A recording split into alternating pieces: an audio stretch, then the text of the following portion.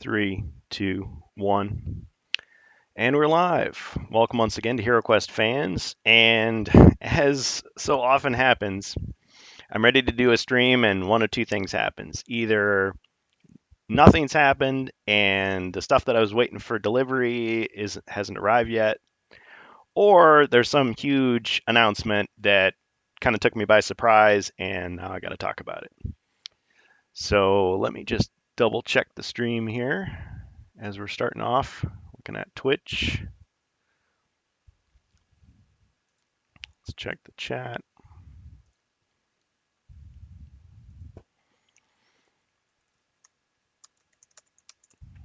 I just announced the stream begins. Yeah, we're a little late today, but that's okay. Off. Looking at Twitch. Okay, I just gotta mute my sound there. Let's check the chat. Getting all meta on me here. Okay. All right. Sorry about that, folks. Okay, so this is Ye Olde Inn, which of course I talk about all the time. One of the premier fan sites for HeroQuest, and it's got an old, outdated forum and small community, but we like it. I mean, it's been going strong for many years, and used to be Dwayne Agan had this fan site. It was called Agan's Inn, but uh, his site was going down, and actually Lee over at Covert Nerd Podcast, who has recently started doing new podcasts about the HeroQuest remake, he had talked about in his very first episode of Covert Nerd Podcast about how he knew Dwayne Agan and how when Dwayne was, I guess, getting tired of doing the site for whatever reason, he basically handed it over to some other people and they started Ye Olde Inn, which was a complete revival of that community with almost the exact same designs and everything. So it's really cool. I was a member of Ye Olde Inn for a long time, but I didn't really post for a while. Just kind of taking it all in, reading other people's stuff, and finally had the confidence to start putting out my own things there. So it's been a fun time. But anyway, long story short, what I was going to talk about first is Hispa Zargon, and I've mentioned him quite a bit before in my previous episodes here on HeroQuest fans, talking about the Japanese edition of the game. The Japanese edition of HeroQuest was done in 1991, and it was done by Takara. I didn't mention them previously. Takara is this toy company in Japan, and they actually were licensed to do all of the Hasbro board game toy type releases over there. But after that 1991 release, we didn't really see anything HeroQuest related in Japan, I don't think. And I'm not even sure if Hasbro has any plans to release anything over there now. So it's kind of a lost, rare thing. But anyway, Hispa Zargon, the thing is, the stuff that he's doing, at first I didn't really take much notice of it. I didn't really care that much. I just thought, well, good for him if he wants to do this. But the material he's working with has been around for years. It's been available for years. Bob and Jackie X and all these other people worked on translating the Japanese stuff into German and into English so that non-Japanese speakers could look at this unique version of HeroQuest with its unique 14 quests and totally different rule set and everything. But up until fairly recently, no one had put two and two together and just recreated what it would look like if it was in English, taking the artwork and matching it up with the English text. So that's what Hispa Zargon's been doing. And so his project is different than what Bastion Bucks was doing. Bastion Bucks and some other people, they were creating this new campaign for the North American HeroQuest fan campaign called Rise of the Chaos God. And they were converting everything to the North American rules.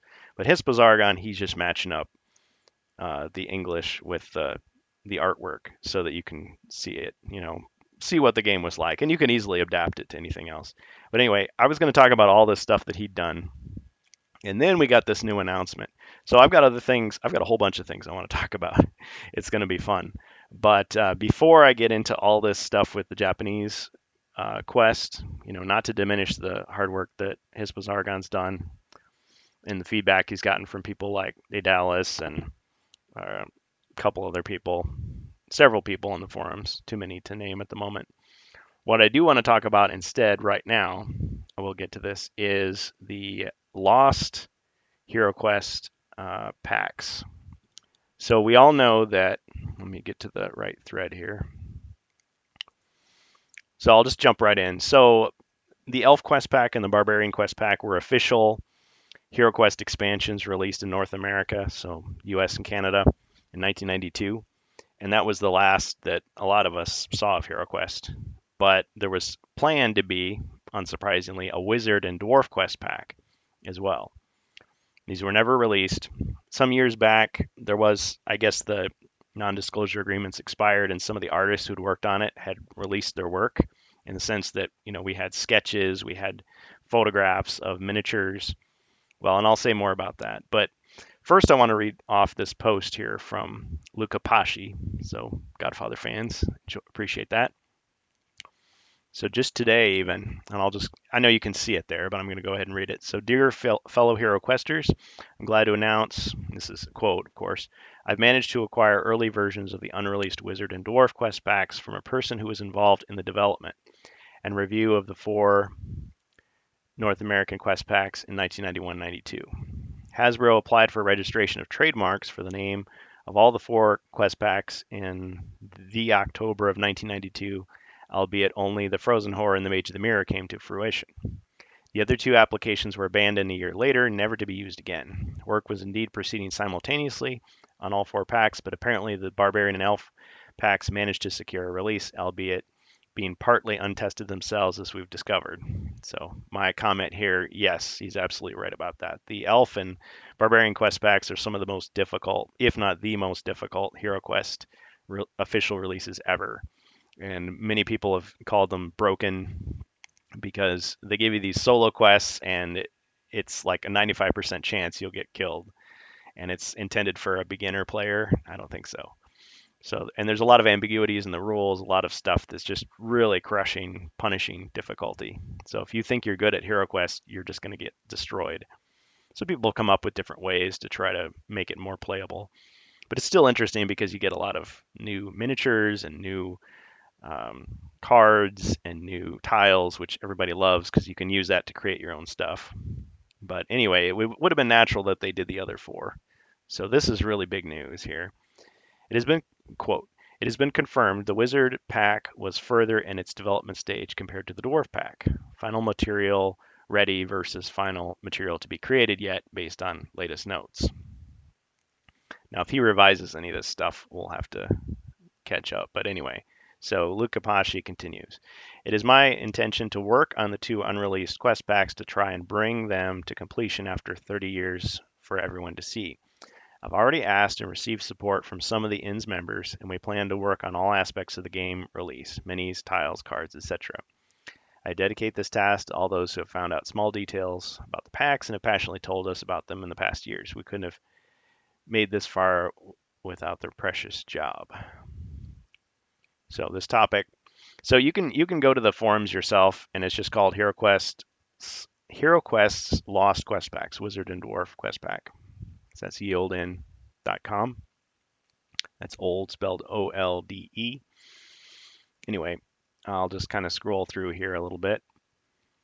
So at first I was thinking, well, this is probably he's just going to make a fan recreation of speculating on what it might have been like based on these sketches and things. But actually it sounds like there's more of it was done than we knew about. So let me read on here. Oops, scrolled a little too far. So I'm going to read this off. Wizard Quest Pack, The Sinister Sorcerers. Synopsis. Zargon has sent the powerful Stormmaster, that was a character from Wizards of Morkar, the European release, to retrieve the Tome of Darkness, a book that holds the secret of many long-forgotten chaos spells from the College of Arcane Lore of Snowtooth Mountain. The heroes must stop the forces of chaos and destroy the tome before it falls in the hands of Zargon. Quest book with 10 new adventures, 30 cards, 4 monsters, 24 chaos wizard spells. What about the other 2? And 1 sheet of tiles.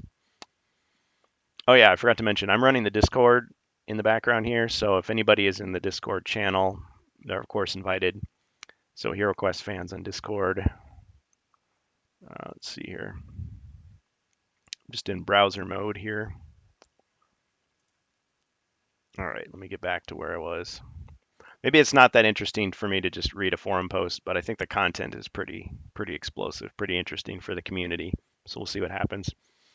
So miniatures: 2 giant spiders, 3 rat men, 2 minotaurs, 1 saber tooth, 4 evil sorcerers, 1 female wizard hero. Confirm mechanics: multiple lightning tiles. Well, it says lighting tiles. I'm guessing you meant lightning. Rat tiles, spellbook tile, great stone gate tile, chaos/chaos wizard spells from Wizards of Morcar, wandering monster traps. Development status is 0%. Okay, dwarf quest pack. The Hammer of Hadraka.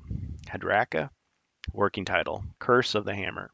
Synopsis: Zargon has discovered the location of the lost dwarven mines of Brognog, where the magical endued dwarf metal can be found. So not mithril, but dwarf metal. He will use it to create powerful items that will make chaos forces unstoppable. Lying in the city is also the cursed hammer of the ancient dwarf king Hadraka.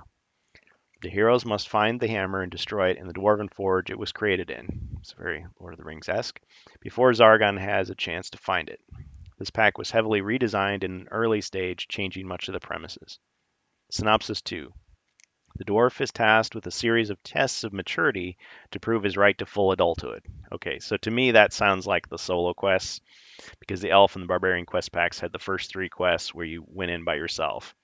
And it was supposed to be that a brand new HeroQuest player who had never played before wanted to join the group of veteran players. And so he'd play by himself or herself and gather some gold and artifacts and equipment, so he'd be up to speed. But they were incredibly difficult, and so more than likely the person would just lose and lose and lose and just give up and say, I'm not that interested in HeroQuest. It turns out I didn't want to play. Maybe depends on the kid, I guess. Anyway, continuing on with the quote: In the mountains of Mist, that's Mist like the computer games, where lies the former dwarf kingdom of Baragnog. The heroes have to find and rescue the legendary Hammer of Hadraka, now lost. The once mighty dwarf kingdom was destroyed by Zargon, envious of its power, and the dwarves have scattered into many tribes. The hammer, once repaired, will be used by Chief Norbrunud, these are great names, to unite the dwarves under his banner in the battle against Zargon. So as an aside, I'm pretty sure at this point they're not using Warhammer fantasy lore, but someone who's better versed in that Warhammer stuff can tell me. Sorry, I'm just using little throat lozenges because it is very dry this winter weather. Anyway, quest book with 10 new adventures, 30 cards, and 1 sheet of tiles. So pretty generic, pretty typical there for these quest pack formula. Miniatures: 3 ogres, assembly required. 1 carnivorous cave worm, 1 stone golem, 2 rock moles, 1 female dwarf hero, 3 dwarf figures. Confirmed mechanics: use of 2 outdoor zones, mountains of mist, scrapped. Okay, so not using that. 2 twisted tunnels tiles, mole/worm and dwarf made. Worm/mole holes, special doors. Multiple point markers with special ones used for lost mine points. Interesting. Development status 0%. And then in his second post, he says some extra Q&A I had a chance to ask the seller about. So apparently he bought these materials from somebody. If you have some interesting question, drop me a message and I'll try to get an answer on it. Nice of him. Okay, question. Did the designer, English might not be his first language, no offense. Okay, did the designer got copies of the miniatures? Answer: no. They were told what they were going to be, seeing their stats and placement in the text. Playtesting was done by the designers and the reviewers, although probably not by Milton Bradley itself with the final pack. Question: Did the European and US team had any connection? Answer. Despite receiving material from the then in progress Wizards of Morcar and against the Ogre Horde quest pack, there was no direct contact between the two teams. Each quest pack designer was assigned with one miniature sprue for the European packs, namely Barbarian Men-at-Arms, Elf, Ogre Warriors, Dwarf, Ogre Command, Wizard, Chaos Wizards. Some pack features seem to have been developed independently. So it sounds like there's going to be also some behind the scenes stuff for the other released quest packs. So it'll be interesting to kind of get that insight into the whole design process, unused concepts, lore, that sort of thing. Question: Why did the HeroQuest line was discontinued? Answer: Apparently it was stopped because of sales. Even if sales were pretty good, Milton Bradley canceled both HeroQuest and Battlemasters because, quote, they would rather sell 5 million hobby games rather than 500,000 HeroQuest or Battlemaster games, end quote. Probably despite the good sales, component cost meant the margin was pretty low or even zero. Question: What was the name of the quest packs? Answer: Apparently all the quest packs changed name during production. We have Barbarian Blades, which was changed to the Frozen Horror. The struggle for the Elven Kingdoms was changed to Sinestra's Mirror, which was changed to the Mage of the Mirror. Some people call it the Mage in the Mirror, but yeah, it's Mage of the Mirror. Wizards Academy of White Top Mountain became Sorcerers of the Black Peak, which became Sorcerers of Svarv Mountain, which became the Sinister Sorcerers. Curse of the Hammer became Hammer of Hadrika. All right, so we just have more questions.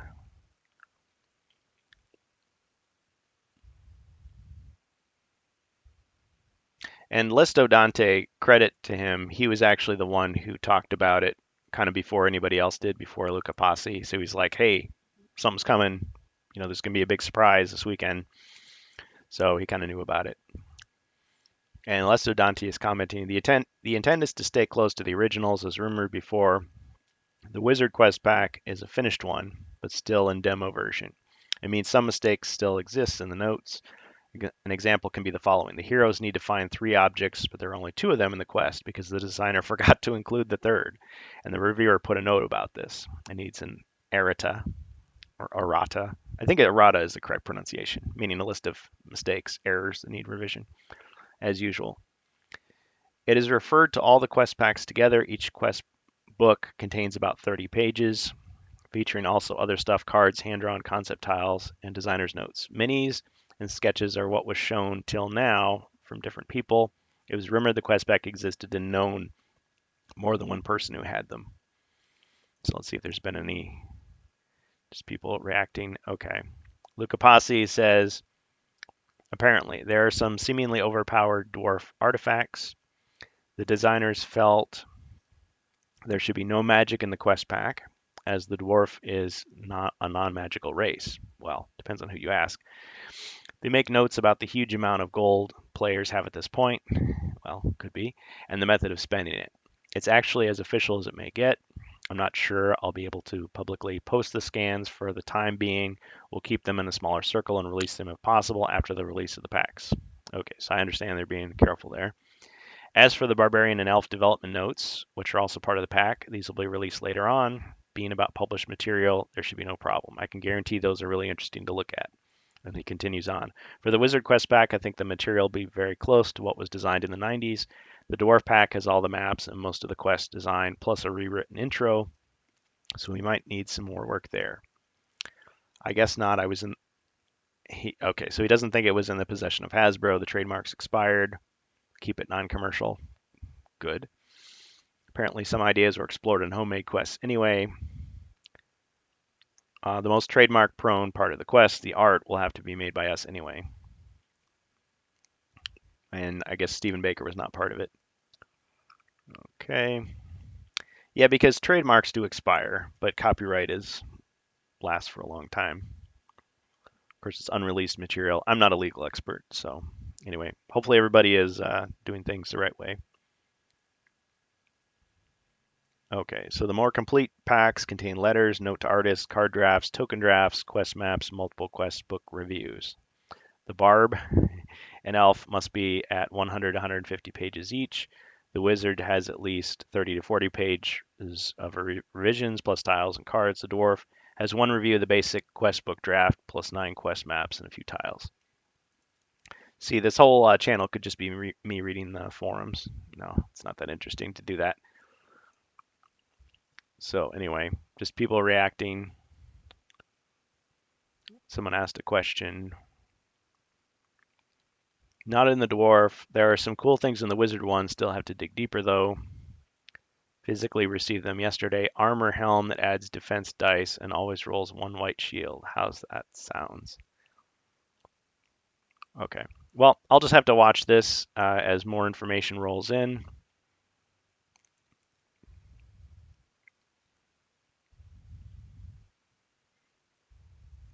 So apparently somebody was selling off the material. So I'm guessing then it must have come time where they could just say, okay, well, here's the old notes. Here you go.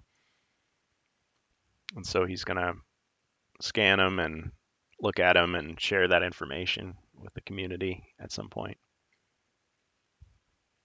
Maybe we'll try to get something closer to the EU releases in style, but yes, monsters will of course be the same. Ogres and wizards were supposed to be against the ogre horde and wizards of Morcar 1. So actually you could recycle miniatures that you've used in other packs already.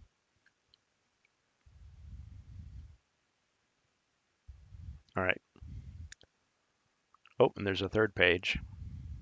So I'm finding this out the same time you are if you're watching this. And in time, hopefully we'll get more information. Now, my only thought with this is, okay, this is a fan thing. The people have the right to do this, but what if Hasbro was like, nope, we don't like this, we're going to stomp on it? They would have the right, right? But my hope is if they do that for the sake of the fans, what they ought to do is just release it themselves because they know the fans would want it and they know that they have the resources to do it right, to give it the treatment it deserves and distribute it to the widest number of people. So that's what they ought to do. But otherwise, if it's just, something they never intended to make, everybody knows it's unofficial, they should just let it be. But that's my opinion. That's my personal opinion as a fan of HeroQuest. Let the fans have their fun, or if you're going to take it over, then take it over and make sure it gets a proper release in high quality for everybody. So, all right, let's go back to the chat stream here. Okay, we got some people in. All right, we got Sikashem. Hello, welcome. Sikashem has been on the Discord channel. Shadzar's here. Welcome. Yeah, Shadzar, my comment was just, whoa, we're staring into infinity. Shadzar, my comment was just not that Hasbro could stop them from releasing it, but that they would somehow try to interfere with it being shared with the community at large. And I'm hoping that doesn't happen.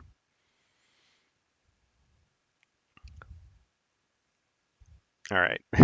This is not a fun thing to stare at, so let's go back to the yeah, so my thought is just I'm always excited to see new HeroQuest material. That's why I hang out at Yulin. I like stuff the fans create. I've always enjoyed seeing people's ideas. Even if I don't personally agree with their choices, I still am curious to see it because usually it'll inspire me to look at it and say, well, I don't like that, but how would I do it? Well, I'd do it like this. And then I will create something new for my gaming table. So it's kind of fun. But I also am curious to see, well, what did they intend back in the day, even if it never was released? Kind of like looking at the behind the scenes stuff for Star Wars, because I'm a Star Wars fan. George Lucas, for the longest time, annoyed so many fans by saying, well, I always intended this and I always intended that. And he kept changing the story. It's like, what did you really, like, are you just saying that for hype purposes or did you really? But when you can actually look at the old screenplays or old sketches, old concept art, you can say, okay, well, what were they really thinking of before, what was left on the cutting room floor? So I'm always interested to see that for stuff that I like, including HeroQuest. And we haven't really had that much over the years. So just little bits and pieces. That's why I was so interested in the Japanese stuff because that was a whole aspect of HeroQuest most of us never knew about over here. So it's even more esoteric than the European stuff for a North American. So anyway, I'm going to try to not lose track of the chat here at the same time. Yeah, so I'm going to ask Shadzar to kind of keep up with the chat.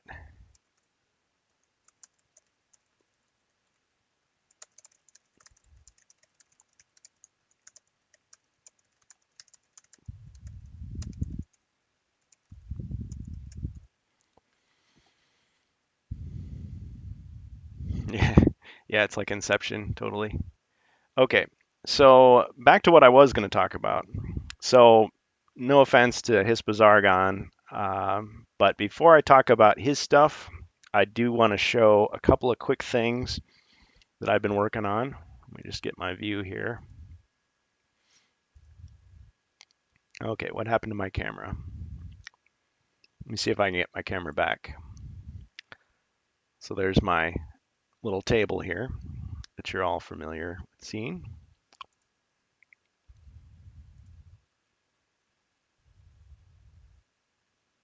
Just trying to grab my little camera.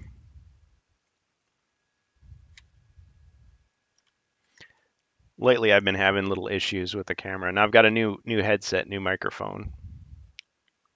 So I'm hoping that's a little bit better.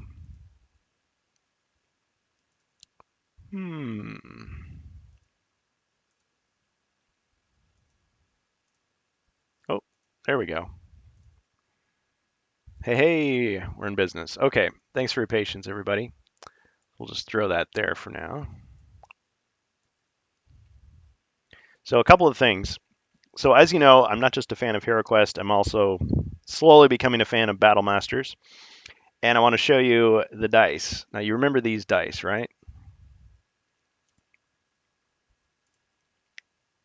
So I'll just throw that there. Okay. So these are the Battle Masters dice for the North American version. Pretty boring, right? Just little plastic dice, and this is literally just painted on, and the stuff rubs off, and some of these are just in really bad shape. Like, look how bad they are. Now, if you're a fan of Spiel Saloon Warren, that German guy that makes the German colored dice, I mean, his dice are just plastic and painted on, right? So you can put a little bit of gloss varnish to protect the paint so it doesn't peel off over a lot of rugged use. You can do the same thing for these. Well, anyway, one thing I realized after looking at the back of the Battlemasters box is they actually have these nicer dice for the European version. So I was able to finally order some, and they were expensive. They took forever to release and then deliver, but check them out. See those? Now, when I first saw these, I thought, well, they're just HeroQuest dice. Wrong, they're not. Look, see, they've got blanks, and they're actually a little bit different. But look at the quality. Look at the difference in quality. Yeah, they're smaller, but they've got these nice rounded corners. I gotta love those rounded corners. They just roll so nicely. I guess the reason why they do these sharp corners is you're supposed to get fewer cockeyed dice. Um, Somebody was trying to argue, I think it was on Board Game Geek, they were trying to say that these dice are more fair because like when you carve into the dice that makes this like less heavy or something, just barely. But you'd have to roll it like millions of times or tens of thousands of times to really notice the difference. I don't know. I'm not a probability mathematician, but I guess in casinos they have, razor sharp dice that are just like perfectly cut, but they get damaged and the corners like start to wear, and so they go through a lot of dice. I don't know, but this is just a board game. But I like these dice better because you've got these inscribed things, and they just look more like HeroQuest because it's from the makers of HeroQuest. And check it out. Check out these original HeroQuest dice, these wooden dice. See?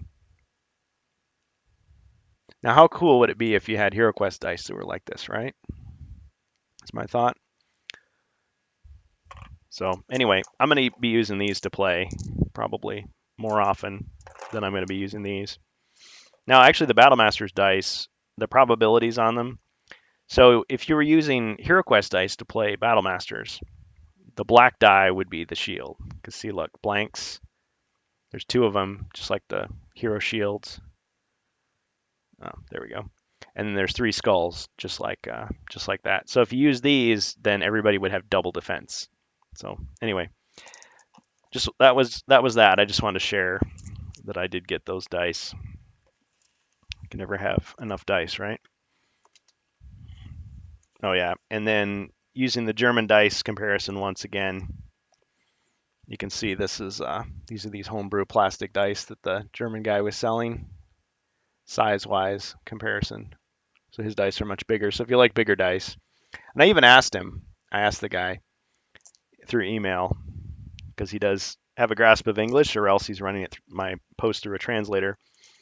He said that he thought about making Battle Masters like homebrew dice like this, but there just wasn't any demand for them because Battle Masters has kind of been forgotten compared to HeroQuest, which has still a sizable community, fan community, even before the new release from Hasbro. But anyway, let me just check the stream real quick here.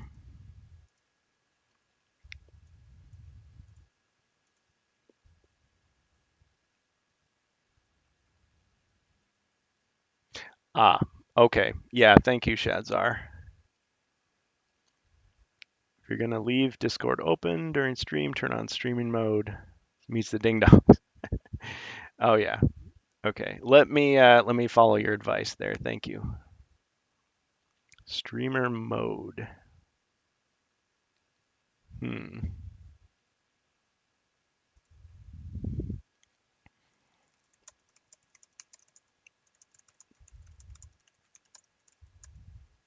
Yeah, so as you can see, I'm still learning Discord. Shadzar is helping me with that. He knows a lot more about it than I do. Yeah, because we are getting little noises here and there from Discord.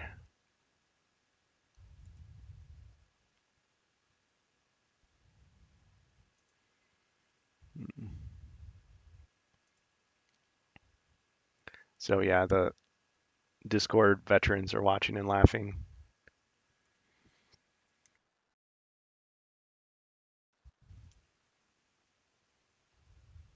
Gear at the bottom. Uh, of Discord?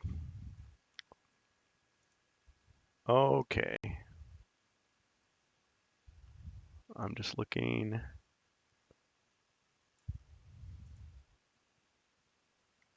Click switch to enable streamer.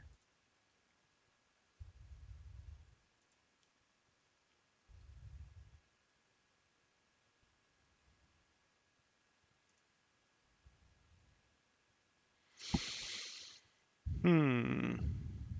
Ah, I see it now. Okay, thank you. Okay, is that better? Streamer mode? Thanks.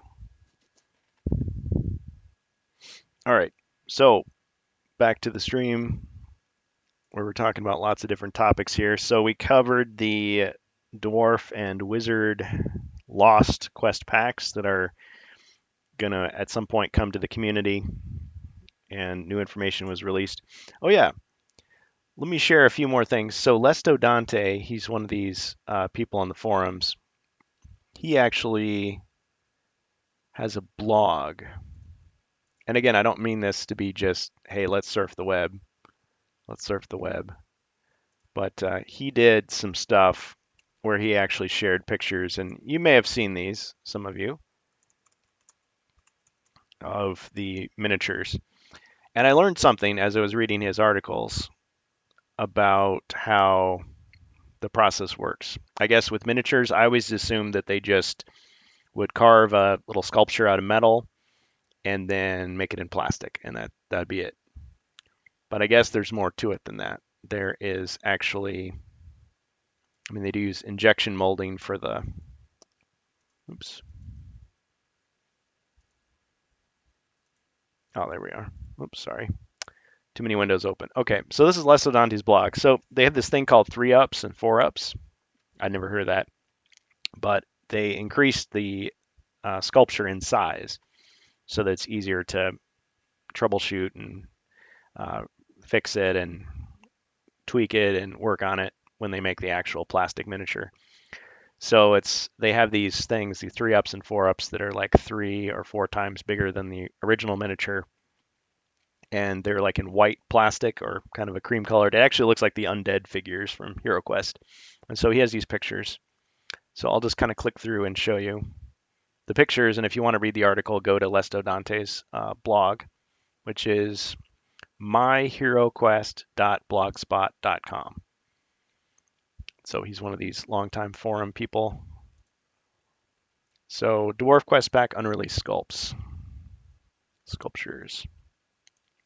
And I guess they destroyed all of them except for one, and then those one of each, those went to collectors from, associated with the design team. And somebody thought that the Yeti sculpture from Barbarian Quest Pack looked like Humble Bumble. Remember the goofy abominable snowman from Rudolph the Red-Nosed Reindeer, that animated? Well, I guess it was stop motion animation.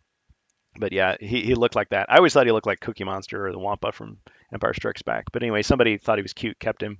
So they don't have him, but they have these others. And so you've got the dwarf there. It's got a hammer.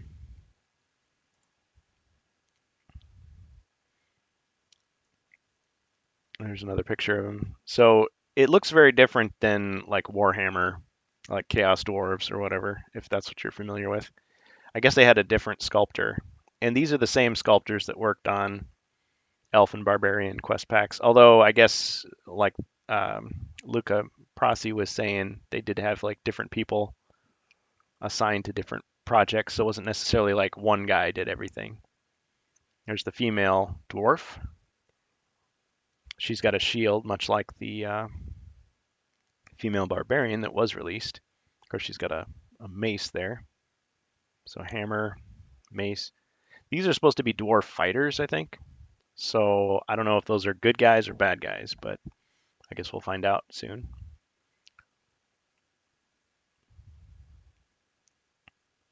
So there's some more detail, and you can look at his blog if you want to see them in more detail up close. She's got a dragon shield. So these would have been intended to be plastic miniatures with little square bases. Then we got this guy who is like, he's supposed to be a stone golem, so a rock man, and he's got some kind of like caveman pelt on as clothing. Kind of goofy looking. Several people said, yeah, these miniatures don't look that great. We weren't missing much. But I'm interested in the quest. I'm interested in what their ideas were because, as we know, that's imagination fodder. And this was one of these giant worms, a carnivorous cave crawler. I thought it looked like the carrion crawler from Reaper Miniatures, but yeah, it looks like kind of a cartoon dragon. There's no base for it. So how big was it supposed to be? And then this like rhino warthog thing. I guess these are some kind of mole monster. Maybe they burrow through little holes and you have to follow them. I don't know how it would work. Different base on that. Maybe not final. So that's that. And so from that private collection, let's see what else. There's the Wizard Quest Pack unreleased sculpts. Again from his blog. This was back in November. I think I saw this and I didn't really read through, or he didn't have as many notes at the time. So that's supposed to be a Skaven or Rat Man. Now it looks very different than the Warhammer fantasy ones or the advanced Hero Quest ones. They had kind of a standard look. This is a different, it's almost like an ogre, like a skinny ogre with a rat face. It's got a big nasty looking axe. Kind of more spindly.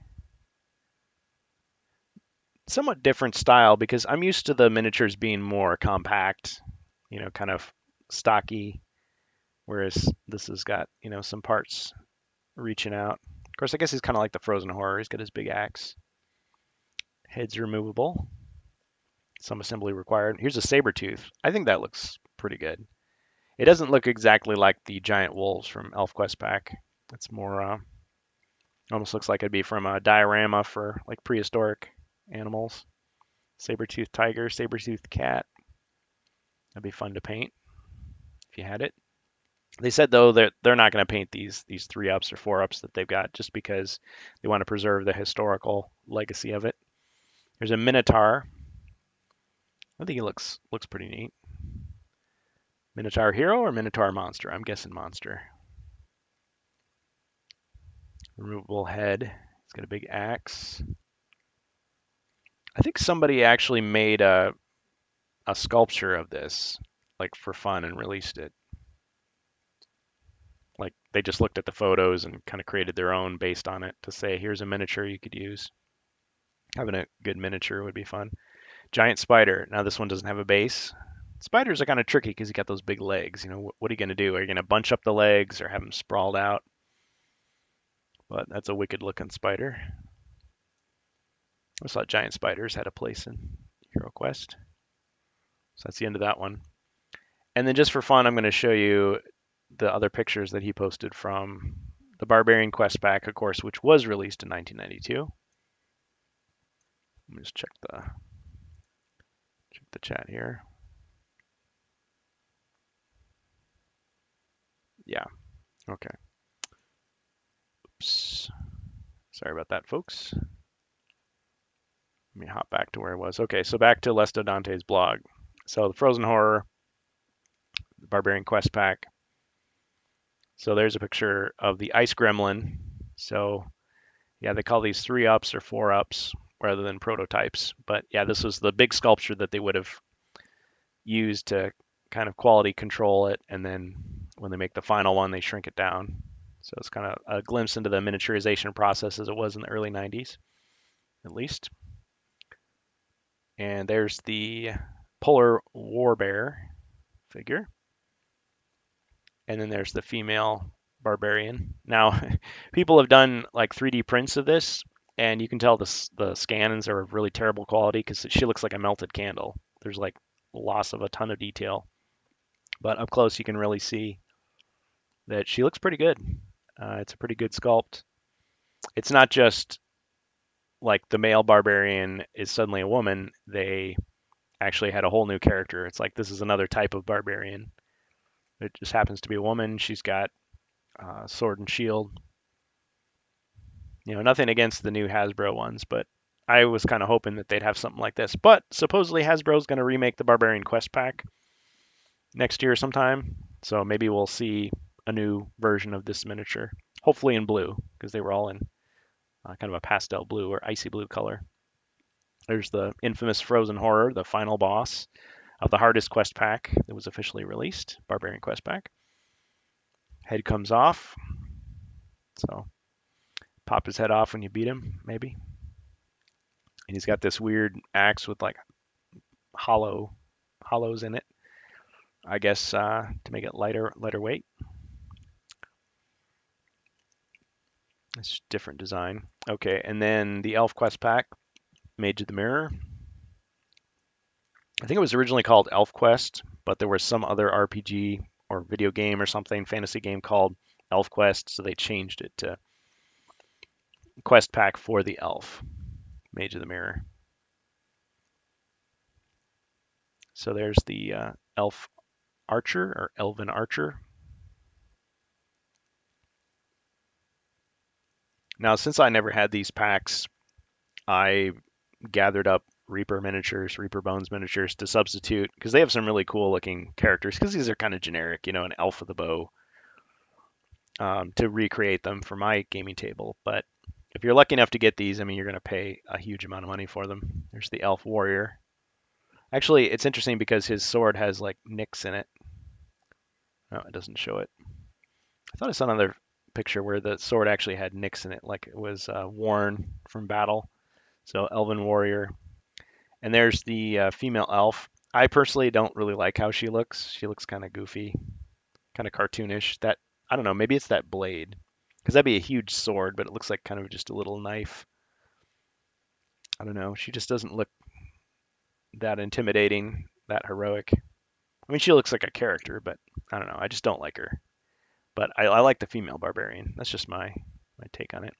And there's Sinestra, the elven archmage or archimage. I don't know why they put the extra I in there, but that's what Dave Morris in the novels. He's the archimage. Like the wizards always have their teacher. So that's the final boss in the ElfQuest pack, and she's got that cat or wolf head. I guess it's a wolf head staff, the headdress. So she's the evil sister of the Queen of the Elves. The Queen of the Elves is kind of nasty herself, but her sister's definitely gone off the deep end into chaos. There's the giant wolf. Looks pretty cool there. It's like leaping off its giant base to attack the heroes. It's a tough monster too, very tough. So anyway, but yeah, go to Leste Dante's blog, check his stuff out. Good contributor to the forums, always has interesting stuff to share. And yeah, he kind of tipped everybody else off that hey, there's a big announcement coming for the HeroQuest fans. All right, okay, so let's jump into something else. Um, Before we talk about Hispazargon stuff, again, not to keep putting you on hold, buddy, but I wanted to talk about some things that I'd been working on here at my little table. Okay, so this is my Mythic Tier box. Just taking things out here.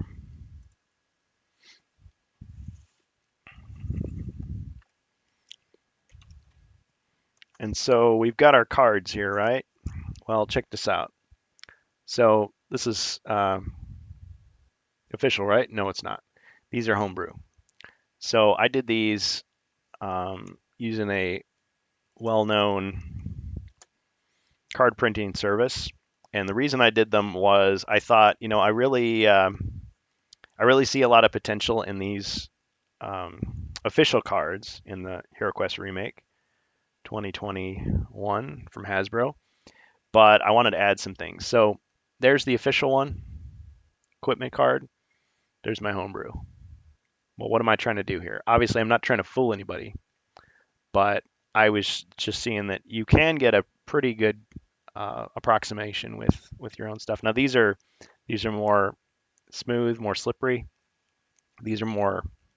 There's a little bit more tackiness to them when they're in your hand. So these would be easier to shuffle, but they match pretty well. But the reason was I thought there's some things that are missing. So we got the Cloak of Protection. I wanted to reintroduce that from the European version back into the game, and I made it 600 gold. That was my editorial decision because that's how much it costs in my homebrew version of HeroQuest. Give the wizard a little something extra. But then I also thought, well, with the bracers, in this new version, they made the bracers quite expensive. They made them 550 gold. So I made an alternate version when I'm playing it straight to have it just be 350. Because I figure in total you're going to pay 900 gold to outfit the wizard with bracers and cloak. My decision. So if you've got bracers that are 300, you're going to have cloak that's 600. Anyway, just my little thing. Artwork is from the European version, and then the spear, which actually I did this. O'Dannon and several other people on the forums pointed this out. Hispazargon has a whole errata for the 2021. There's some mistakes in there, like they talk about, oh, you get a spear. I think it's the Spirit Queen's Torment, but there's no spear card. So just created one. And O'Dannon already had one, so I just thought, well, 275 is a good price for a spear, in my opinion. Some people were saying that it should be 300. I think that was Hispazargon's opinion, but respectfully disagree. Also, this was in the preview. This potion of healing that heals 4 body points, just like the European version. I just thought, well, they didn't actually do a card. Notice the font is different than these original cards. But I just thought it'd be cool to actually have that. And then this would be a treasure card mixed in. So you could have that. And of course, these are equipment cards. So add those to the equipment deck, the armory. And going along with the treasure, I also wanted to, these two cards have no actual physical card in the original version. So in the Prophecy of Telor from Stephen Baker, so let's see, there's Spirit Queen's Torment. One of the quests give you a spear and there's no spear. Prophecy of Telor. Let me see if it's here. Yep. Potion of Magic. They show it there, but there's no actual card. So I made a card. And yeah, the artwork's a little fuzzy because it's so small, but just make that a piece of equipment. And then he made another potion of healing that restores only 2 body points and costs 200. And so I made a card. So things you can do with a scanner and a free paint program. And, I didn't have to professionally print these, but I wanted to. So and then there's the other potion of healing. Because normally it's the roll of one red die. So you could get 1 to 6, whereas these are automatically 4, just European style. So we got those. And then the treasure hoard was from the European version where you find a big bunch of treasure. So that'll be in my homebrew treasure deck. And then we got the potion of speed and the holy water. So these in the 2021 remake are actually equipment cards, but I wanted them to be treasure cards. I feel like more properly they should be treasure. So originally I had a sleeve and I just photocopied this treasure back and I slipped it in there for the equipment, but there's no price on these. And I also, in my homebrew rules, I decided that holy water not only lets you destroy an undead monster, but you can alternately use it to restore a mind point to a hero or, an ally. So anyway, potion of speed, holy water as treasure cards. Just add that to the pile there. And then these you probably remember jewels, 50 gold, gem, 50 gold, just for a little variation from the treasure deck. And then something else in Prophecy of Telor, once again, because fans have found so many little errors, little small errors. I mean, the game's still playable. Zargon is the one most affected by them, but let me see here. So we've got the stuff at the end. He mentions in these quests that, okay, the hero that has the Talisman of Lore, because it's a whole cool story. I think this is the best of the remake quests. You start to be able to use chaos spells, dread spells. And so the heroes get to use, or one hero gets to use lightning. But even though they mention it, it's like, okay, well, I guess you'd have the dread spell card, give it to the hero. But let's see which one it was. I think it was this Crypt of Perpetual Darkness here. Joe Manganiello. Yeah, look at this. Spell scroll lightning bolt. But there's an error here. See, notice, not only is there no card for this, even though it's shown here in the little reference, but it doesn't say a scroll crumbles to dust after it's used. So, you get it? You just get to use it forever? No, it's just like a spell. You flip it over. But that means in the next quest you could use it again. So I'm not sure if that's what he intended. But this ought to be in here. But he obviously ran out of room. Actually, a lot of these cards here, you'd never use them in the quests. So whoever printed these out probably didn't have the final version. But anyway, here's the card. So I just made this as an artifact, and I put scroll crumbles to dust after it's used. And I made 3 of them because technically there's an instance where you get 1 and you can use it once, or there's 1 and it can be used 3 times. So anyway, yep. So new artifacts. Homebrew. Again, not intended to defraud anybody or fool anybody. Just for my sake, I like using these because then it feels like the game is a little more complete. And they really ought to have released these from the beginning. And this other stuff was just me thinking, I feel like these belong in the treasure deck. Oh yeah, I didn't show you everything. So some more homebrew cards that I printed, and I'm just storing them in the box with the other stuff. But these are strictly homebrew. So, and you can see that, I mean, the images are a little bit softer than the official. So here's the official one, focus, and then here's the homebrew. It's pretty close, but this has got a smoother finish, and the color is just slightly different. I mean, I tried to match it, but so there's the official and there's the homebrew. So I did gold. Again, just to add more variety. I did more gold, but I made a little typo there. Whoops. Should have been smelly, but I forgot to put the Y. So it's a smell jerkin. Smell jerkin. Whoops. You can have a good laugh about that when we play. There's another potion of healing. I wanted there to be 2. And then nothing. Despite a thorough search, you find nothing but a shrug. So just throw that in there. And when we're playing, I mean, we don't have to use them, but again, I just, you're playing a long quest, you're doing a lot of searches, just for nostalgia purposes to have those. Oh yeah, this is the official card, just to have a little bit of variety. So yeah, I made some remake cards for fun to add. So my first official mods for the remake, and I thought, okay, am I really going to go through and reprint all of my custom cards in the remake style? I don't think so.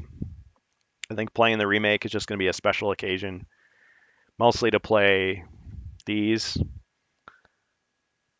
but I'm not going to recreate everything from the classic. I guess unless people I know buy the remake and they all want to play it, then I might start thinking about that. But it would be quite ridiculous to, do all these in poker size with linen finish, redo everything.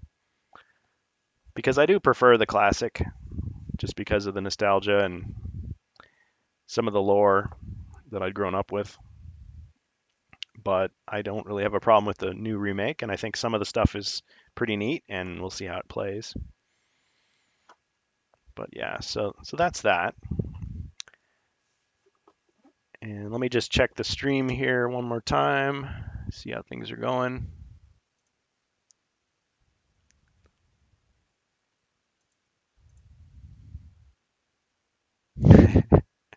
Yeah, Shadzar. Yeah, so just to comment on Shadzar's comment there, yes, Ye Olde Inn, as much as I love them, they are being kind of strict when it comes to the remake, not wanting to step on Hasbro's toes or invite any unwanted, scrutiny as far as that goes. And so things are a little bit tighter as far as mods for the new game go. And I guess we'll see how that plays out, because I'm sure places like Facebook and Instagram and stuff have their own ideas of what's proper.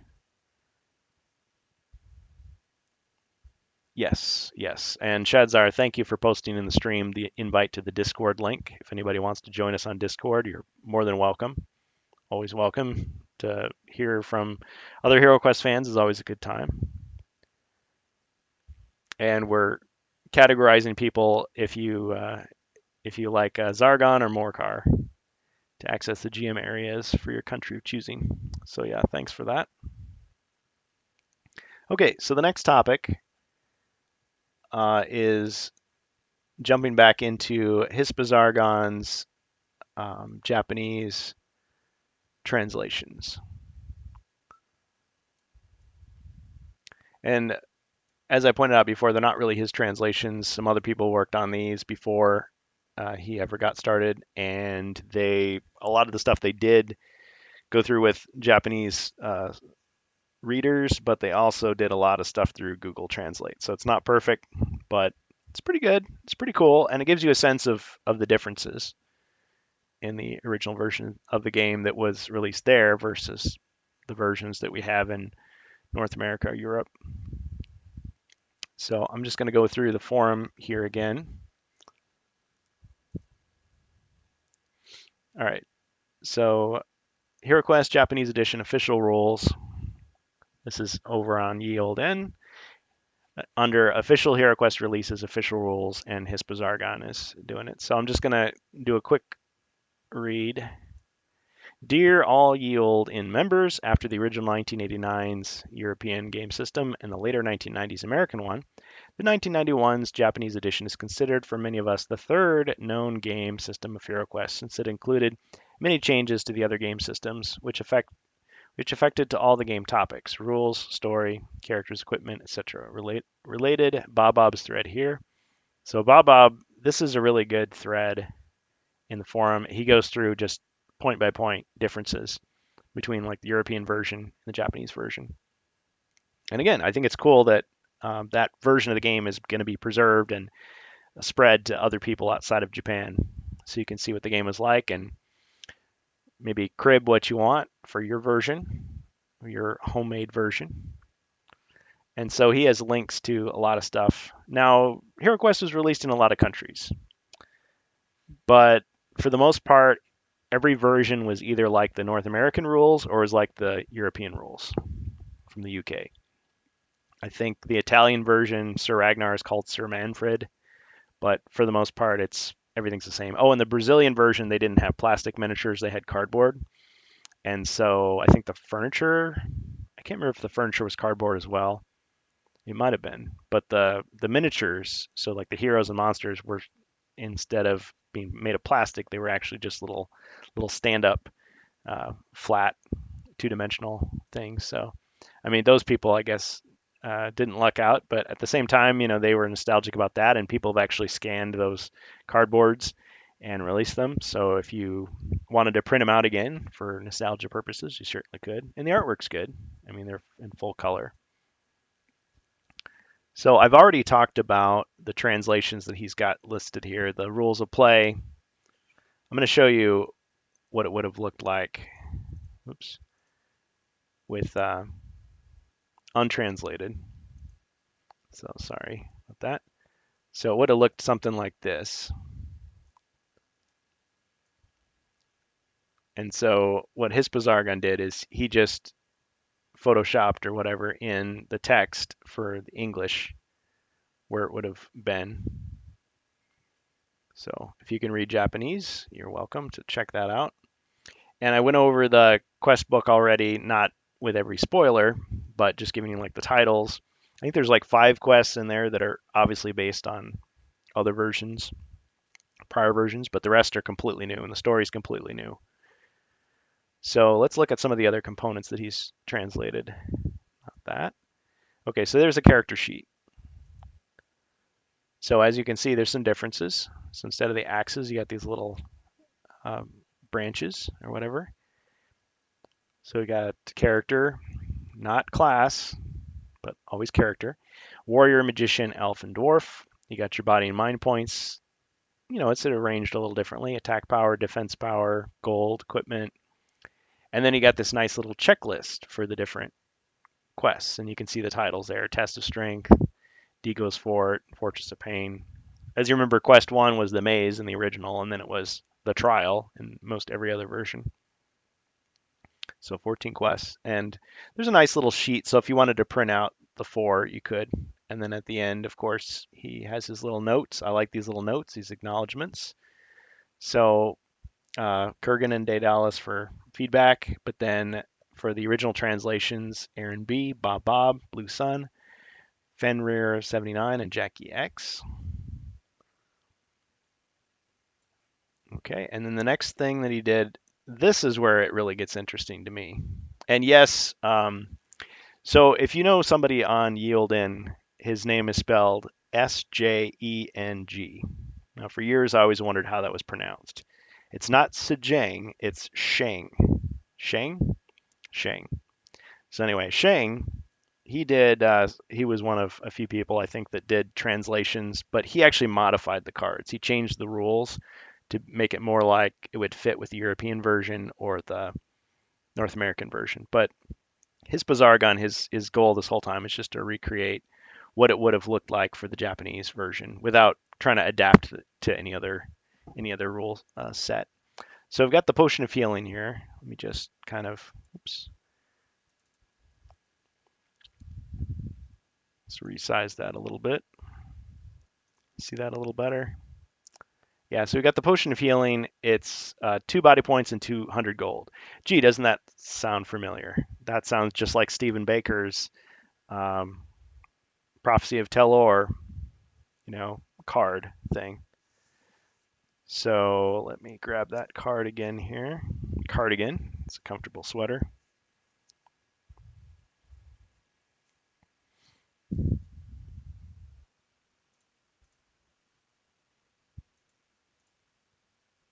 Yeah, so you like that Potion of Healing. So, oh, I'm sorry. I was wrong. 300 gold. 300 gold, not 200. So pretty close. Pretty close. At first I was going to say, gee, he was cribbing directly from the Japanese version, but not necessarily. So anyway, you can see the wording is a little different. And in this version, you can use it instead of moving. So when you drink a potion, you can't move. So I guess your whole turn is taken up by drinking the potion, and that's under equipment. So there were 4 of those in the equipment deck. And then the spear was actually called a javelin. So 2 attack dice, and it can't be used by the wizard, the magician. 150 gold. That's pretty typical. But then check this out. So the hand axe, and a lot of us pointed out the issue. Well, I missed it at first. In the remake, the hand axe can be used by the wizard because they never say the wizard can't use it. They always say cannot be used by a wizard, cannot be worn by the wizard, cannot be used by the wizard, and they forgot to put that presumably for the hand axe. So he gets to use a hand axe now, for better or for worse. But in the Japanese version, it can be used by the warrior, barbarian, or the dwarf. So the elf cannot use it, and the wizard cannot use it. The magician can't use it. And it's 3 attack dice. Now you can throw it away, but you're gonna, it's a costly weapon. It's like throwing a dagger. Oh, I lost 25 gold. Well, I lost 250 gold by throwing my axe, but it was 3. So if you really had to wipe out a monster, I guess you could risk it. So it's stronger than the 2 that it normally is. Short sword. The short sword attacks with 3 and it attacks diagonally. And it can't be used by the wizard, of course. So the short sword in this version is as strong as the long sword in the North American version, but it actually is cheaper than the long sword. It's only 250. So interesting that it's so versatile and yet it's a short sword. Well, whatever. Broadsword. So the broadsword allows you to roll 4 combat dice and attack. It can only be used by the barbarian, and it's 500 gold. So instead of the battle axe, you've got the broadsword basically, and it's limited to 1 type of character. So as you can see, quite significant differences here in the Japanese version. The stick, they call it a stick instead of a spear. It's 2 attack and diagonal, and anyone can use it. So it's about as strong as the wizard staff in the North American version. It's as strong as the staff in the European version, because the European version it was stronger, the regular old 100 gold staff. The crossbow. Now, this time, the crossbow can only be used by the elf. Interesting. So the elf has some disadvantages in this version. He can't wear as much armor, but he's the only one who can use the crossbow. And it's still 3 combat dice and it's still 350 gold. Chainmail.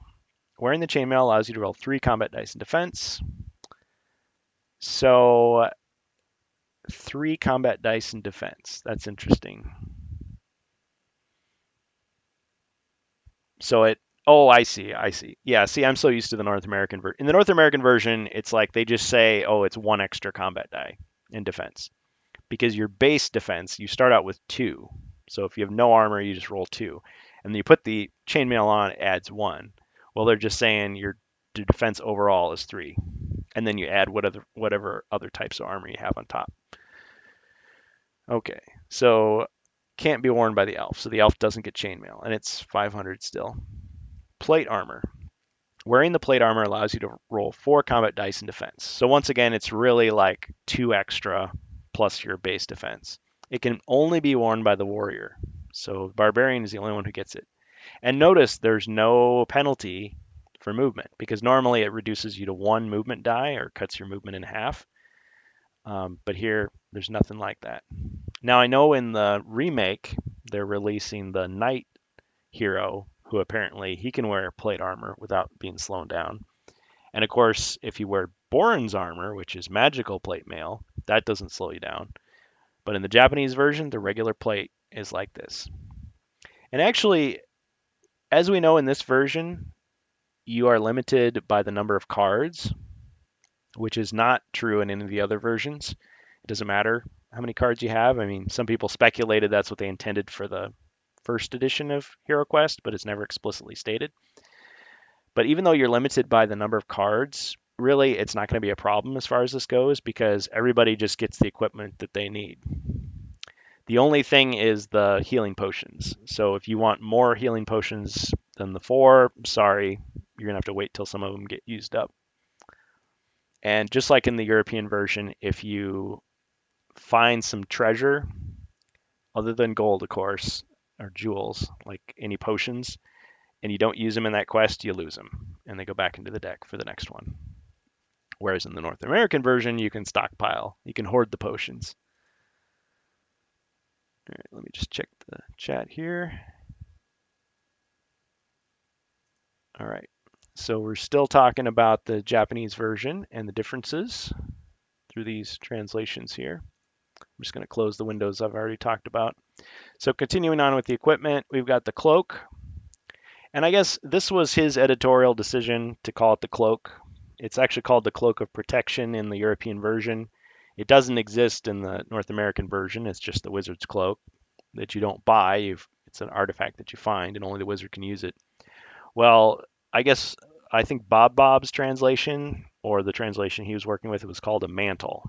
So a mantle is another name for a cloak type of, or cape. I guess it'd be more like a cloak, yeah, something you wrap around yourself. It's called a mantle. And mantle is a term that's used in a lot of like Japanese fantasy, like video games. I think there was a lot of vibes of Japanese RPG video games with this version of HeroQuest. Like they were kind of making it a physical version of some of those types of things, some elements. But since I don't play a lot of those games, I mean, I was familiar with Phantasy Star, on Sega Master System, Sega Genesis. But other than that, I'm not too familiar. I'm not a big like Final Fantasy player or anything like that. But anyway, the cloak or mantle gives you one extra combat die in defense, and it's only to be worn by the magician. Now here it's 350 gold, so fits right in. Shield. Now there's only 3 shields. Using the shield allows you to roll one extra combat die in defense. May only be used by the warrior, dwarf, or elf. So the elf, he can't wear chain mail, he can't wear plate, but he can use a shield, and it's 150 gold, same as the North American version. And we got the helmet, or helmet. It's not the helmet, the helmet. Wearing the helmet allows you to roll one extra combat die in defense. A little bit more expensive, it's 250 gold. So when you're equipping your hero, you've got one set of body armor, whatever that happens to be, and then you can add a helmet and a shield if he can wear it. So here it's the warrior and the dwarf, so the elf doesn't get a helmet. In fact, the only piece of armor that the elf can wear in this version is the shield.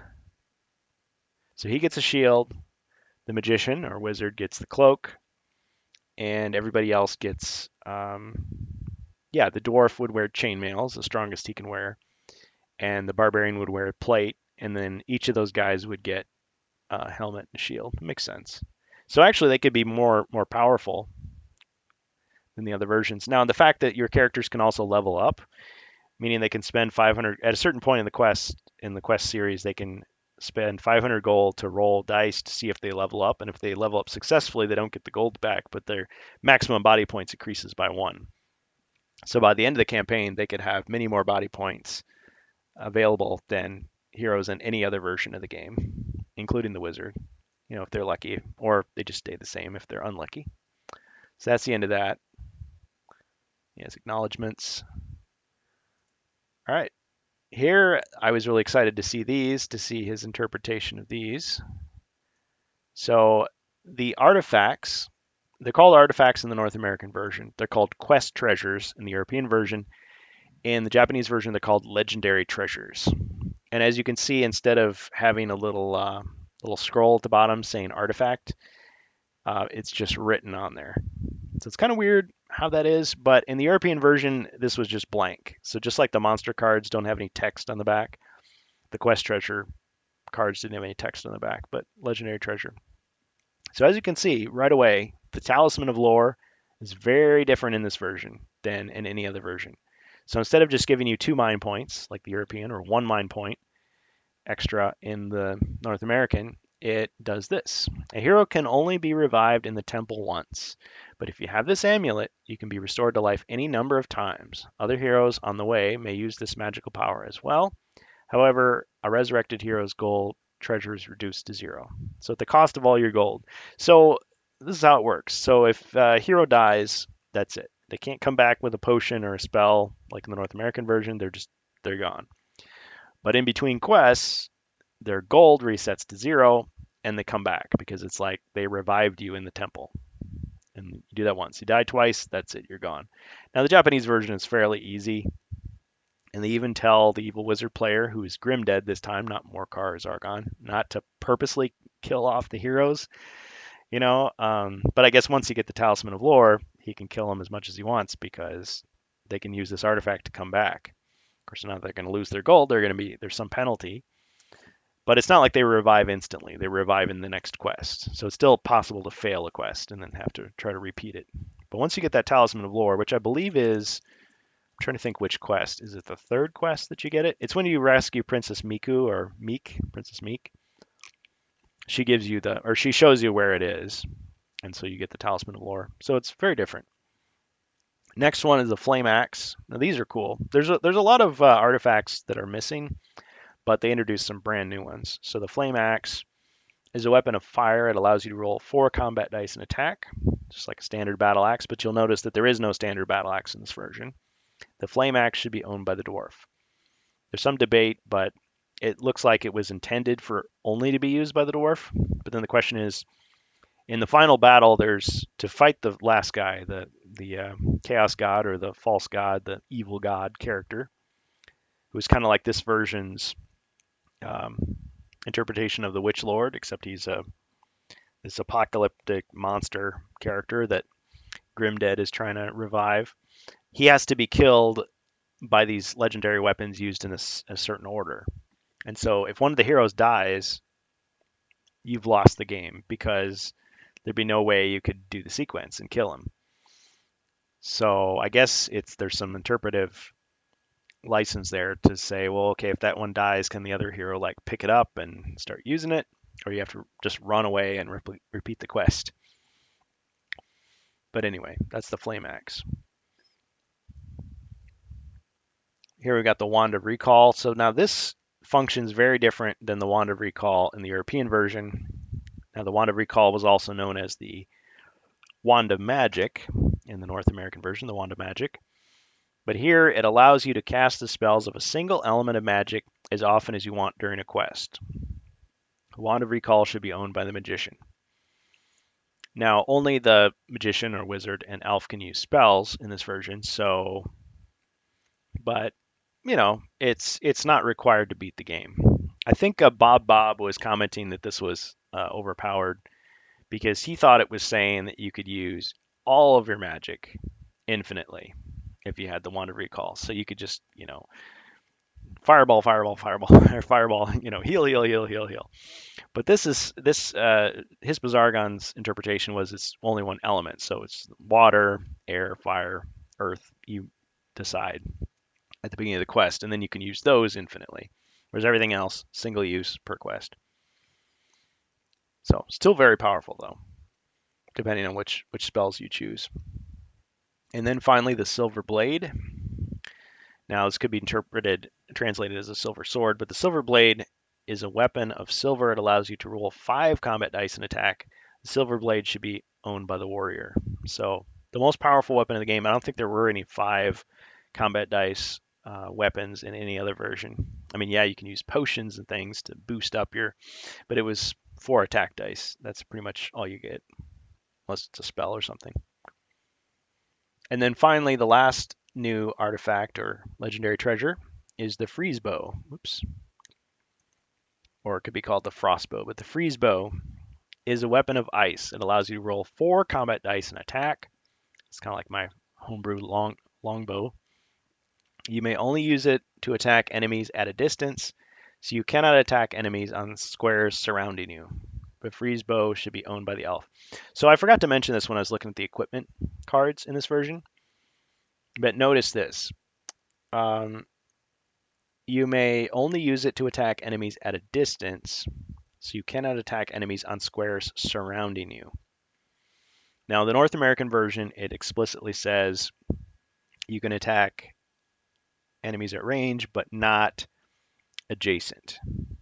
So adjacent would be in front, behind, left, and right, those 4 squares. So the debate on the forums in the fan community has always been, what about the 4 diagonals? Those 4 close diagonal squares. They're technically not adjacent. They're diagonal adjacent, or there's some other term I forgot. But since they don't say that, does that mean you can hit those 4 diagonal squares? Well, this, at least in this version, this is official confirmation, at least in this version, that they did not intend those squares to be hittable with either the crossbow or the freeze bow, the magical crossbow. So there you go. The other thing about the Japanese version is that it explicitly says you can sell back your equipment, not your legendary treasures equipment, back to the armory at half price. Even though the armory in this version is just a concept, it's not like a board. It's because you've got the equipment deck. So it's kind of interesting.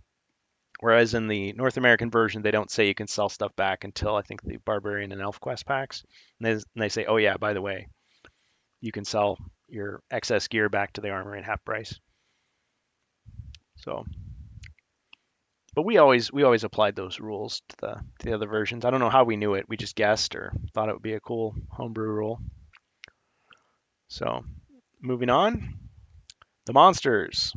Now this stuff we pretty much already knew because when I was doing my read through of the Japanese quest book, at the very end you've got that what they call in Dungeons and Dragons the bestiary, but it's the monster info. It already had this info in there, but I'll go ahead and go through it anyway. I like the way the card looks. It's purple there. It's not just black and white. In the European version, I think it's red, but I mean it's the same basic idea. So you got the goblin, 10 squares, 2 combat dice attack, 1 defense, 1 body point, 1 mind point. So exactly the same, but hey, you get a reward of 5 gold coins for killing every goblin in every quest. You got skeleton. So I'll just go through just kind of the differences. He's exactly the same, except you get 10 gold for killing him. Orcs, you get 20 gold bounty for every orc that you ice. It's about the same. Zombie. Now the zombie can only move 4 squares, which I think is like the European version, whereas the North American version, I think he can move 6 squares. So he's like slower. You get 20 gold for killing a zombie. So now you're going to have to keep track of who kills what. There aren't as many monsters in the Japanese version overall. Mono Lizard, which would be the Fimmer. He only moves 6 squares. I think he moves... No, I guess that's the same. Yeah, I was going to say he does 7, but no, it's 6 squares. Now he has 1 body point in this version, just like the European, instead of 2. 30 gold for killing him. The Mummy, 4 squares. Yeah, he's the same. Except, yeah, you get 50 gold for killing a mummy. The Dark Warrior, which is the Chaos Warrior, or Dread Warrior as he's known in the remake, he only moves 6 squares instead of 7, like the North American. And now he has 2 body points, and you get 100 gold for killing him. Now the Gargoyle and the Dark Warrior in the Japanese version, to kill these monsters, you have to do 2 body points worth of damage, like in one attack. Because if you only do 1 body point of damage, on the next turn they immediately heal. And so it's like kind of a special way that you eliminate these 2 monsters. So it's a unique and interesting thing. So the Dark Warrior, 2 body points, and then the Gargoyle, 2 body points.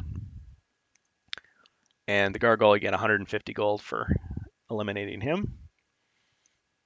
And oh yeah, the gargoyle is weaker in this version because he defends with 4 instead of 5, like in the North American version. But otherwise, I think he's the same. So the Dark Warrior is slower, Gargoyle has weaker defense. It's pretty similar to other versions. These acknowledgments. And then last of all, now Hispa let's see. So the game screen. So the only thing he's got left to do are the 21, because there's 21 treasure cards, and then the 12 spell cards. Because as you remember in the European version of Hero Quest, there's no chaos spell cards. They didn't get those until Wizards of Morcar. Well, I guess Against the Ogre Horde had chaos spell tokens, which were kind of its own thing. But yeah, there was no chaos spell deck for the bad guys to use. So there's only the 12 hero spells that he's got to translate, and then the 21 treasure cards, and then the project's complete. Because I think that's pretty much it. But anyway, this is familiar. This is what we always call the Zargon screen, the GM screen. But I guess this is technically supposed to be Mentor. Now, Mentor is never mentioned in this version, but we do see Mentor seal, the little M, on the legendary treasure cards, and we see it in the quest map. So we assume Mentor's still there, but the kids playing that version of the game wouldn't have known who he was, and they wouldn't have known who this guy is either. They probably would have assumed that this is Grimdead, the Demon King or the King of Demons, because it looks like, I mean, look at him. It looks like he's angry. He's kind of scary looking. He's got his red Dracula cape with darkness underneath it, and it looks like he's commanding these monsters, and they're forming out of the ether to attack you. Plus, the evil wizard player who's controlling all the monsters has this in front of him, so it's kind of like, hey, this is me. So we all thought that this was supposed to be Zargon, the bad guy, but apparently Stephen Baker intended this to be Mentor the whole time. In the Marvel Winter Special comic book, it's Mentor. Now in the sticker album, it's not. In the sticker album, it's Morcar, Zargon, the bad guy. And Mentor wears blue, but otherwise looks the same. So it's all very confusing, but whatever. I guess you can just say whatever you want, whoever it is. But anyway, without further ado, let's look at the back of the GM screen for this version. So it says to be used from Chapter 2, Quest 4. Kind of zoom in a little bit. It either pit trap. It either appears on the board when found by a trap search or when a hero passes through the pit trap. The pit trap stays on the board as an obstacle. The square may not be passed through. A hero that falls in a pit trap loses 1 body point. You cannot conduct a search while in the pit trap. Okay, that's different because you can search it as a room unto itself in the North American version. When attacking or defending from in a pit trap, use 1 combat die less than usual. A pit trap can be jumped. Details on page 15 of the rules of play. All right, and actually the tile for the collapse or crush, that's another interpretation of it, is crush. The falling block trap, that's what the tile actually looks like. It actually looks like a rock falling rather than a pile of rubble. So that's unique. It either appears on the board when found by a trap search or when a hero passes through the collapse square. The collapse stays on the board as an obstacle. The collapse may not be passed through. The hero that activates a collapse loses 2 body points and is sent back 1 square in the direction it came from. The hero dies if there are no open squares to move back to. So as you can see, that's different behavior than the other 2 versions. Disarming a trap. During movement, the dwarf may stop adjacent to a single trap and disarm it. So instead of going on the tile itself, he's adjacent to it. Details on page 16 of the rules of play. Oh yeah, something else. The Japanese version is the only version where to get something out of a treasure chest, you actually have to walk up to it, up next to it. All the other versions, you just search for treasure and you find it. And if there's a trap on it, you get hit by the trap unless you search. But there's no toolkits in this version, so the dwarf is the only one who can disarm traps or remove traps, disable traps. But yeah, looking at the pictures here, so we've got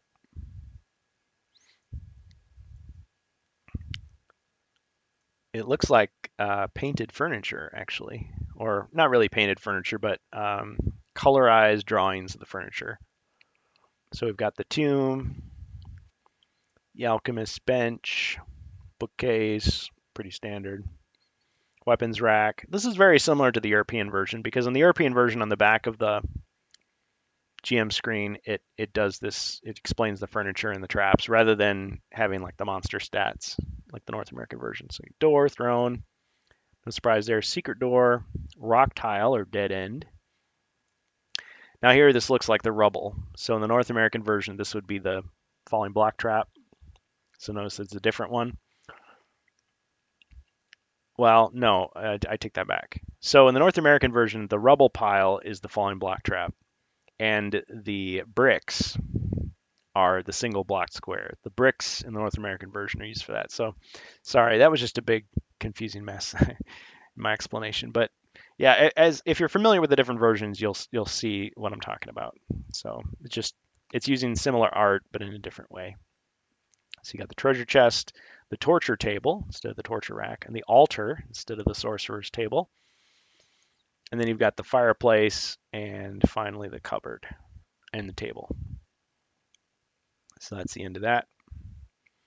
And so that concludes the Japanese version. So this thread by Hispazargon, excuse me, he details the other stuff that he's been working on. So Bastion Bucks and some other Yield members did a conversion of the Japanese rules into North American rules and called it Rise of the Chaos God. And he did his own little story things to it, but when he left the forums, he deleted his stuff. He asked that it be removed, and some of the notes are still there, but he's going to Board Games Geek. Wish him well, but at the same time, I mean, if you want to experience it, Hispazargon's got it all on there. So even more important that that exists to preserve it for the fans who want it.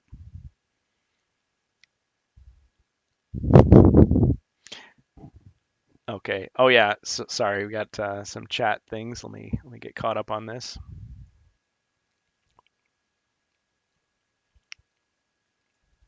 Yeah, sorry folks, I missed some stuff. Okay, remakes Potion of Healing costs us 200 gold coins, according to Prophecy of Tiller quest book.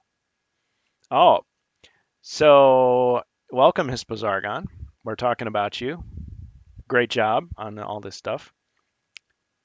So when I made my custom card, I actually goofed up by calling it 300 gold. So I made it more expensive. Whoops. So actually, Stephen Baker was copying the Japanese version after all. Okay, my bad. Well, once you send those to the printers, it's too late. So I guess when I do my next batch of cards, I'll knock the price down. Hey, we're having a sale on Potions of Healing, everybody. Shadzar says, I haven't even looked at any of my cards yet. Been so busy with the minis and tiles for video. I hear that.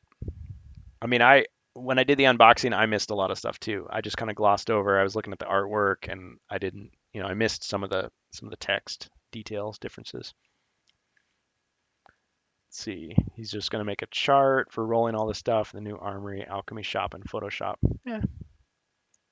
I really think they could have done an Armory board very easily for the remake. I mean, there was even a piece of cardboard that was the right size in the box, but just to fill space. It's like, how hard would it have been to just print out a sheet? Kind of like, kind of like, kind of like those artifact references. Just do a sheet like that and just print it out. Just glue it on there.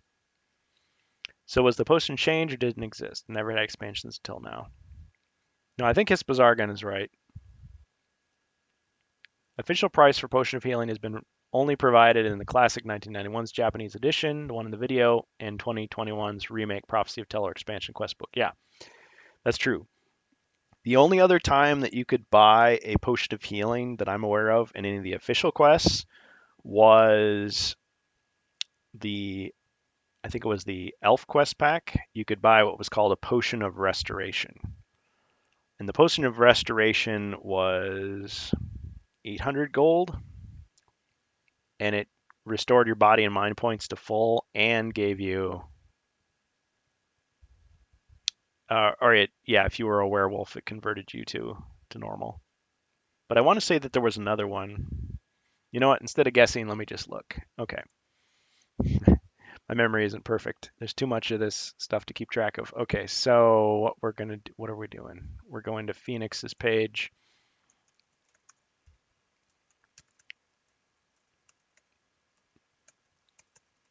That's the quickest way that I can do it rather than digging out all my stuff. Whoops. All right, come on.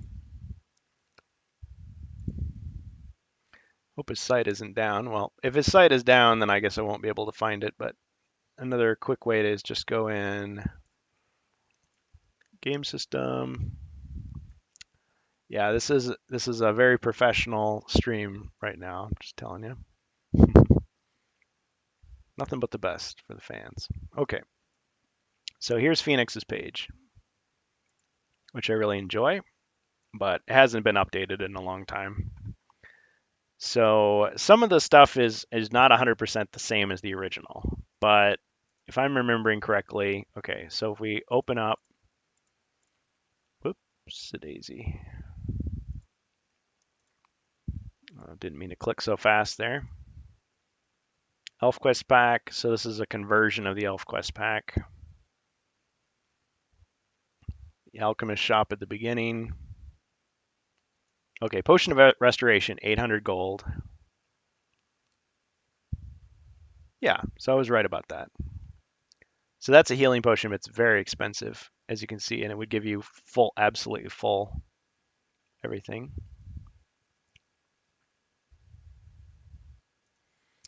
And what was the other one I was thinking of? Let's go into Return of the Witch Lord and Keller's Keep have the same alchemist shop as far as potions go. And I'm pretty sure Phoenix's stuff is all accurate here.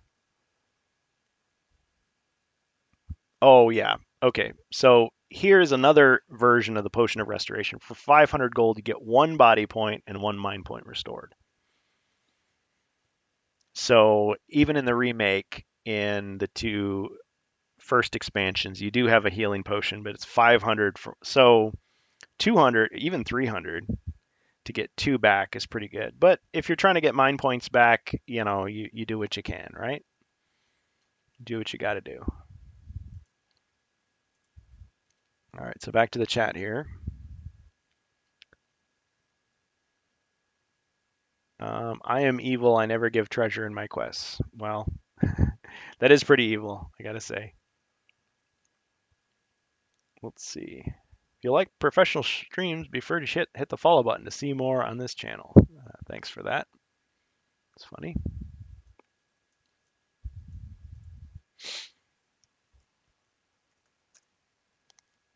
All right. So as far as things go, let me just see if we talked about everything we wanted. So we covered the Battlemaster's dice. We covered the remake cards that I made. We covered the barbarian, or I'm sorry, the dwarf and wizard quest pack announcements for the Lost quests. And we talked about the Japanese stuff from Hispazargon. I just want to thank everybody for joining the stream. I think that's pretty much it. Tomorrow, we won't have a stream just because I'm going to be attending some family events, and so there won't be really much time for me to do anything else regarding the HeroQuest fans. But be sure to join us on Discord, join the conversation, join the forums. Just checking to see if there's any new comments. Let's see. Yeah, you can just follow the conversation. I mean, there's going to be new stuff posted because it was just posted when I started, so I'm sure there'll be a lot more later. But anyway, thanks everyone for joining us. Be sure to follow us, subscribe, follow, and all that other stuff. And we'll see you next time on HeroQuest Fans. Thanks everybody. And link for the Discord invite is in the chat. So Shadzar is giving those out like Christmas candy. If I don't see you before, I mean, hopefully I will do. Actually, yeah, yeah. We are hoping to record some games over Christmas. I have a little bit of a vacation. I don't know if they'll be posted on or before Christmas, probably after. And I know that Covert Nerd over at Covert Nerd Podcast, he is going to be doing some stuff in January related to HeroQuest. So yeah, watch for that. But if I don't see you, Merry Christmas, Happy New Year, whatever holidays you celebrate this time of year. Hope it's a good one. Stay safe, and we'll see you next time on HeroQuest fans. Thanks, everybody.